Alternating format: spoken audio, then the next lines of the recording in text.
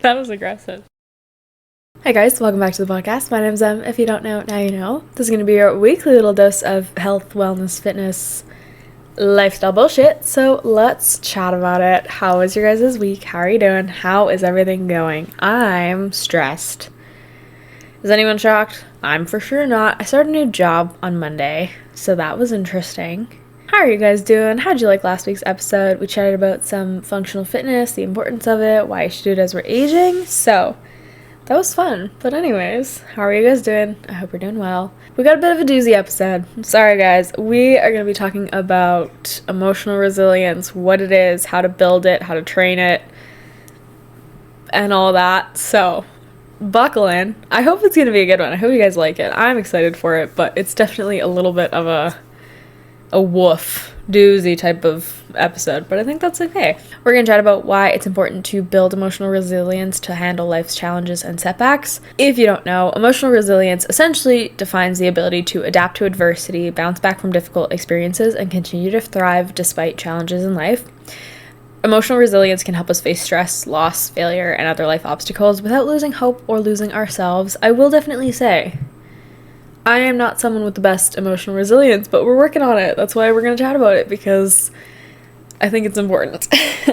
Emotional resilience doesn't mean being invulnerable. It doesn't mean blocking everything off and not acknowledging stress and pain. It's more so about how you respond and how you react and recover from adversities that life throws at you. Some key qualities of resilient individuals are self-awareness, optimism, adaptability, emotional regulation, and problem-solving skills.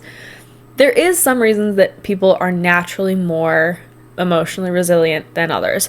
And some of those things can lead down to simply your genetics, your early life experiences, and your social support systems in life, both as a kid, young adult, and older adult, can play such a huge role in just your level of emotional resiliency and also how you react to needing to develop more emotional resilience. So right off the bat, we're going to do a little bit of a science dump on you guys. There is a lot of science that comes behind resilience.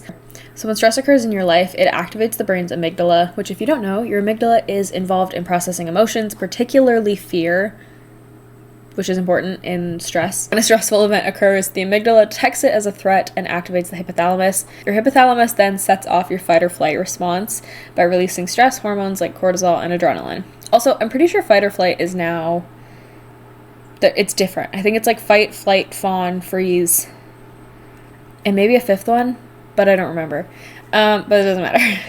So these hormones, the cortisol and adrenaline, essentially prepare your body to respond quickly, whether that's the fight or the flight, and it does that by increasing your heart rate and focusing your attention. The amygdala's role is key to the initial emotional reaction of stress. Resilience refers to the ability to bounce back from adversity. People with higher resilience tend to have more adaptive responses to stress, which are caused by your amygdala or triggered by your amygdala. They are better able to regulate the emotional reactions generated by the amygdala. The prefrontal cortex, or the PFC, plays a central role here as it helps to assess the situation and make decisions, including how to manage your stress.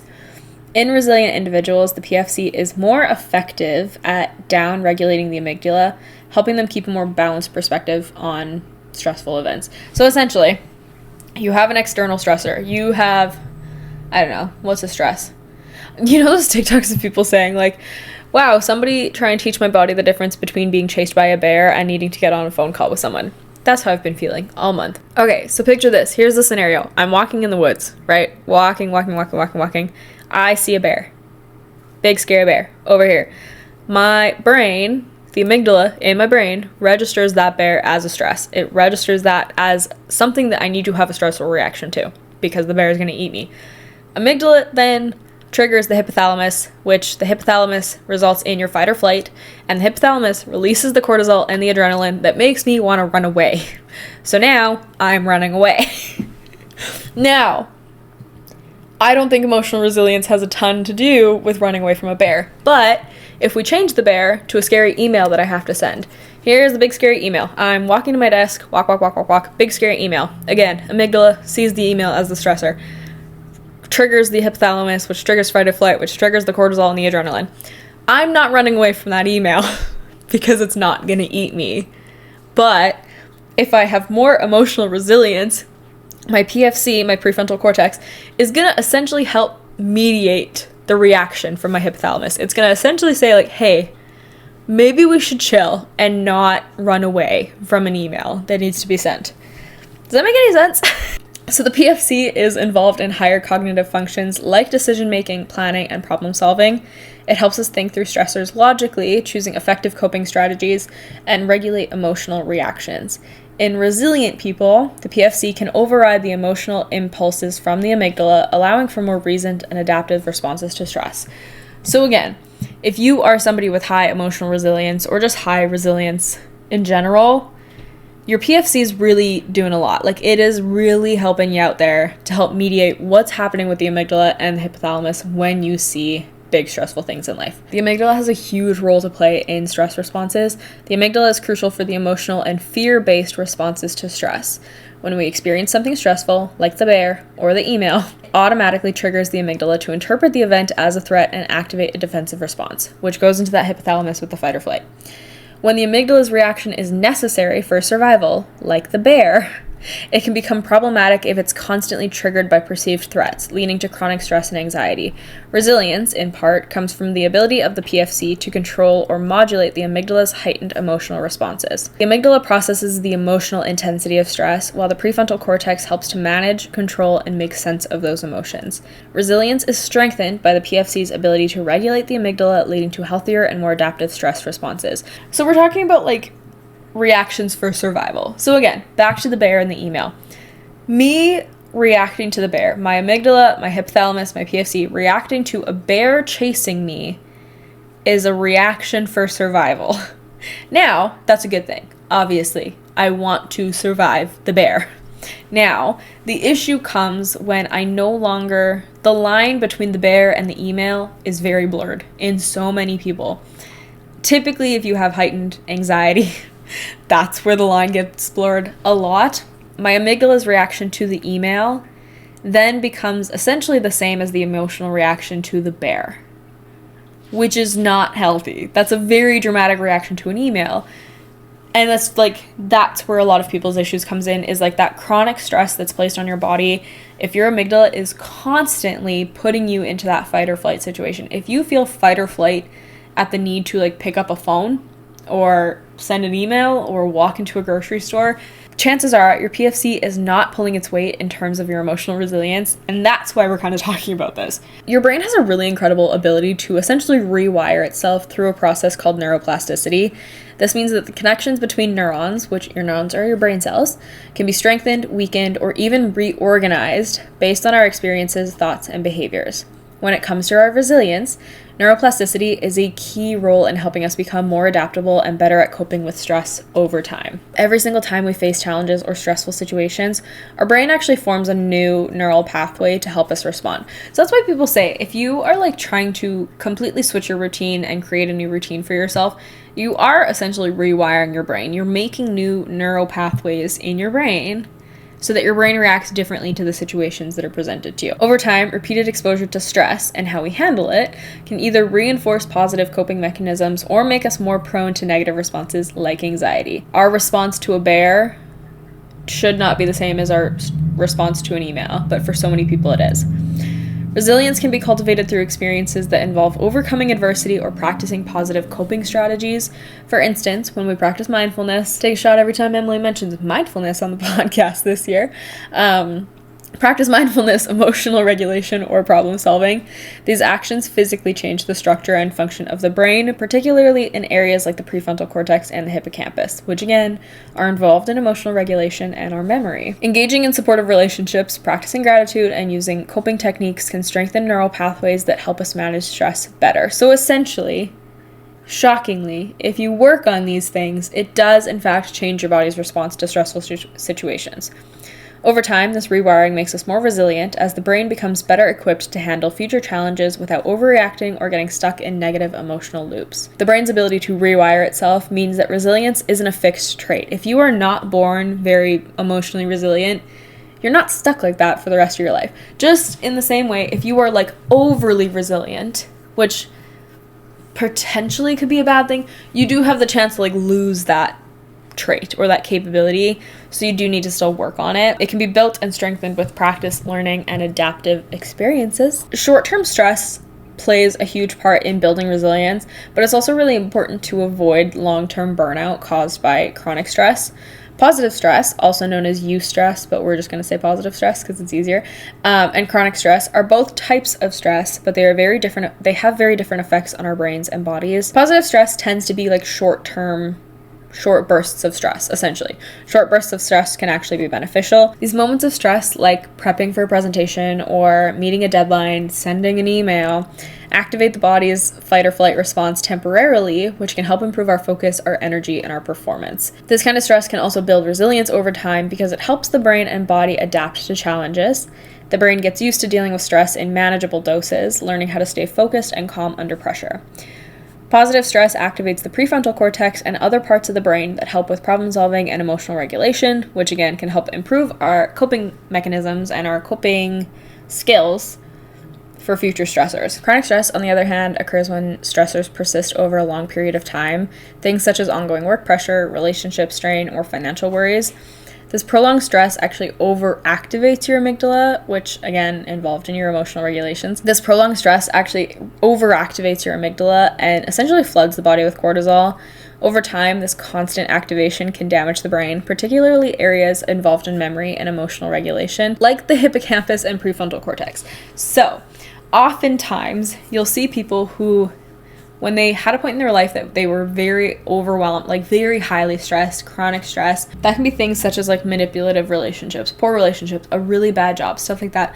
People will actually essentially forget their memories from that period of their life because this overactivation of the amygdala is actually damaging parts of your brain, specifically the parts that pertain to your memory. Chronic stress can also lead to burnout, exhaustion, and mental health issues like heightened anxiety and depression, and it can reduce resilience by weakening our ability to respond effectively to new challenges. So basically, short bursts of positive stress can help us grow and become more adaptable. Key in that is that these moments of stress are temporary and manageable, and they don't overwhelm the body or mind. However, it's also really, really crucial to avoid long-term stress. If stress becomes chronic, it can lead to burnout, weaken our coping mechanisms, and make us less resilient over time. Rest, recovery, and self-care are essential for preventing the negative side effects of chronic stress. Practicing relaxation techniques and seeking support and ensuring time for recovery is vital to maintaining resilience in the face of stress. When it comes to emotional resilience, there's essentially 5 pillars of resilience, and that's what our emotional resilience is based off of. The first pillar of that is self-awareness. So that comes down to knowing your emotional triggers and responses, and also practicing mindfulness to stay present and manage difficult emotions. The second one is optimism, and that is maintaining a hopeful outlook, which can improve outcomes in tough situations, and also understanding the power of reframing negative thoughts and focusing on solutions. The third one is self-regulation, finding techniques to manage emotional responses, such as breathing exercises, meditation, and grounding techniques, and also learning the importance of taking a pause to process emotions before you react to situations. The fourth one, connection and social support, building and maintaining supportive relationships that provide encouragement and perspective in your life and in your situations, and also the role of community in resilience and learning how connection with others can help reduce feelings of isolation during tough times. And number 5, purpose and meaning. Learning to find meaning in adversity, how challenges can provide opportunities for growth and learning, and also cultivating a sense of purpose, personal goals, values, like spiritual or philosophical beliefs that help guide you through difficult moments. I will say, I think number 4, which was connection and social support, I think when this goes up, we'll be basically a month shy of 5 years since the first major lockdown in North America. I don't know about the rest of the world. I don't know wherever we're shut down. I know we shut down middle of March for COVID 5 years ago, which is crazy. And I think that whole, essentially 2 years of people's lives played a big factor into why we are now also emotionally attached to our phones and to the digital spaces that we've curated on our phones. Because for those 2 years, our ability to have that connection and social support outside of our phone and outside of our homes was taken away. Obviously for good reason. I'm not saying we shouldn't have been in lockdown, but I'm saying lockdown was incredibly hard emotionally and mentally on so many people. And I think a big part of that comes down to the fact that people lost their in-person support systems and their ability to have any form of connection with people. And we were going through something that was pretty major and very impactful on so many people. And most people didn't have their friend groups. They didn't have their circle in person, which made a huge difference for so many. So there is some really practical strategies to help you build emotional resilience in your life. So the first one is practicing self-compassion, treating yourself with kindness during moments of failure or disappointment, and also being gentle with yourself, which can so incredibly promote healing and fosters growth in your personal life. Develop a growth mindset. Embrace challenges as opportunities for growth rather than threats, and seeing setbacks as temporary and learning from them rather than seeing them as a wall that's been put up in your life that you're never going to get over. Cultivating gratitude. Keep a gratitude journal to shift focus away from what's wrong and what's going well. And also just learning to incorporate regular gratitude practices into your life, which can help rewire your brain to focus on the positive things. Stress reduction techniques such as deep breathing, progressive muscle relaxation, yoga, or mindfulness meditation. All of these practices can really help you reduce stress and increase emotional clarity in your day-to-day life. Stay physically active. I say it all the time. A big way that people deal with stress is by maintaining their physical activity and finding new ways to increase their physical activity. Exercise is a powerful tool to release stress and improve emotional well-being. There's also a huge link between physical health and emotional resiliency. So work out, stretch, do all the things. Set boundaries, both with yourself and with the people in your life. The importance of setting healthy boundaries in relationships and work-life balance to preserve energy and emotional well-being is really not talked about enough. If you don't have healthy boundaries with yourself or with the people in your life, it can really impact how you react to situations and stressors in life, and it can dramatically reduce your emotional resilience. I think it's also important to understand that your mindset going into working on your emotional resilience has a huge impact. If you don't believe that you're going to develop more emotional resilience, you simply won't be able to, if I'm being honest. You need to have a growth mindset when it comes to stuff like this. If you are stuck with a fixed mindset, work on embracing the belief that we can improve with effort and learning. Don't feed into the thought that once you are the way you are, you can never change, because it's simply not true. Use positive affirmations and visualization to strengthen belief in yourself and your capability to overcome challenges. Truly, the biggest reminder when it comes to emotional resilience and working on it is remembering that resilience is not like an all or nothing trait that you either have or you don't. That's simply not what it is and how it works. It's a skill that you can develop over time, and it's also a skill you kind of have to work on through your whole life. You don't get to a certain level of resilience and then never work on it ever again. I think it's something that you constantly need to be making effort into. And also just remembering that setbacks in life are inevitable. You are never going to find somebody who was successful in life that never faced any adversity, never had any issues, had no major setbacks. You'll never see it. You'll almost never see it. So learning to embrace your setbacks as part of your journey towards growth can be really, really helpful when it comes to cultivating a new level of emotional resilience. Resilience also isn't about avoiding pain or discomfort, but it is about learning to navigate through it and emerge stronger. There is a pretty brief explanation about what emotional resilience is. I'll link some podcasts down below from psychologists, psychiatrists, people who are more knowledgeable about things than me, if you want to do a deeper dive into this. But I just thought it was important to remind people that emotional resilience is a thing and that it is something that you need to work on, because I think for a lot of people, myself included, it definitely gets brushed under the rug in terms of things that I actively work on, and you should work on it. It's important. So it's definitely something that's worth putting time into, and it's not something you need to dedicate multiple hours a day. It can be really easy learning little things like just rewiring your brain. That neuroplasticity is really, really important when it comes to learning stuff like this. Keeping a journal, writing down the positive things that happened that day. I know some people like doing a note either on their phone or a piece of paper or wherever. If they're having kind of a negative spiral, if they're having an anxious day, putting all of your negative or anxious or bad thoughts on a piece of paper, on a note in your phone, and then deleting it after you're done. Get it all out on one page. Spew all of the reasons that you're in a bad mood. Put it on a page and then delete it. And that's kind of like a symbolic way of vocalizing it, accepting it, and getting rid of it, and then writing in your gratitude journal or a different note all of the good things that happened, all of the ways that you're going to improve your day. Stuff like that. Little practices that you can incorporate into your day-to-day life that don't have a huge, like, they aren't super difficult to do. They're not like you're spending an hour a day trying to figure out how to be more positive. Just a couple quick acts through the day that can be really helpful. So anyways, I hope you guys liked this episode. I really liked it. I thought it was important to chat about. So anyways, if you made it this far, thank you so much. I appreciate you. Go follow me on Instagram, EBFit for the gym page, Emily Brilliard for my personal, and Elevate with Emily podcast for the gym, or not for the gym page, for the podcast page. I say it every week, but I'll continue to say it, so if you would rather watch your podcasts, we are on YouTube, link will be in the show notes. And yeah, let me know this week. That's your homework for the week. Do even 5 times this week. Write down a couple things that made you happy, write down a couple things that were positive, or even things that you did that were a positive influence on your stress reaction to things. Let me know. We'll chat about it. Let's have a conversation. So anyways, thank you so much for listening, guys. I hope you enjoyed this week's episode, and we'll chat next week.